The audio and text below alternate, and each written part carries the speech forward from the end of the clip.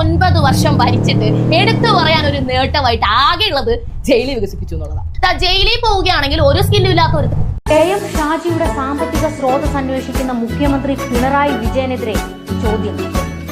ധനികന്റെ മകനായി ജനിച്ച KM ഷാജിയിൽ നിന്നും പിണറായിയിലെ പാറപ്പുറത്ത് പട്ടിണിയിൽ ജനിച്ച പിണറായിയിലേക്കുള്ള ദൂരം ചൂണ്ടിക്കാട്ടി വൈറലായത്. പിണറായി വിജയന്റെ കോടികളുടെ സ്വത്തുക്കൾ എങ്ങനെ വന്നു?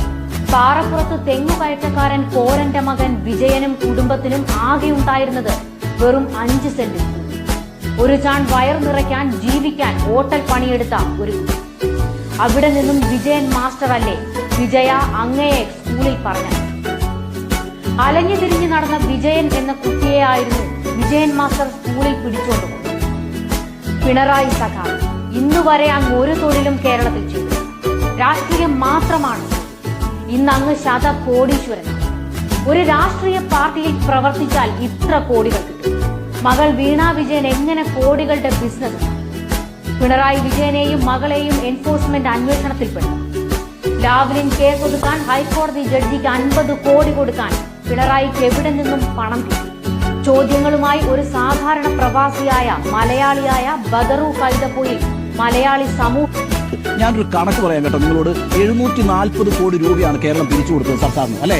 വയനാട്ടിലെ ദുരന്തത്തെ നേരിടാൻ 740 കോടി രൂപ കേരളം പിരിച്ചു കൊടുത്തു. എത്ര കുടുംബങ്ങളാണ് അനാഥമായിരിക്കുന്നത്? നമ്മുടെ കണക്ക് പ്രകാരം 400 കുടുംബങ്ങളാണ് അനാഥമായിരിക്കുന്നത്.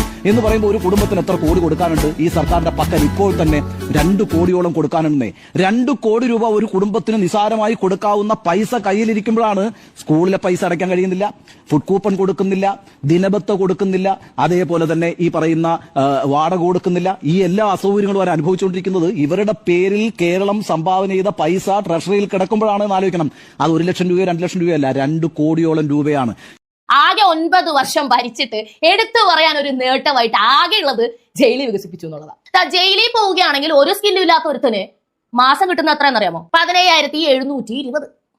വാടക കൊടുക്കണ്ട, കരവടക്കണ്ട, കറണ്ട് ബില്ലടക്കണ്ട, വാട്ടർ ബില്ലടക്കണ്ട, യാതൊരു രീതിയിലുള്ള ചെലവുമില്ല. പണിക്ക് പോകാതെ പഠിക്കാതെ സ്കൂളിൽ പോകേണ്ട സമയത്ത് പൊടി പിടിച്ച് നടന്ന് യാതൊരു പണിയും പഠിക്കാതെ ബീഡിയും തീർത്ത് കിടന്ന് ആരുടെയെങ്കിലും തല തല്ലി പൊട്ടിച്ച് ജയിലിൽ പോയാൽ അവൻ ഇവർക്ക് പാവം സാഹചര്യം കൊണ്ട് ഉണ്ടാക്കിയവൻ.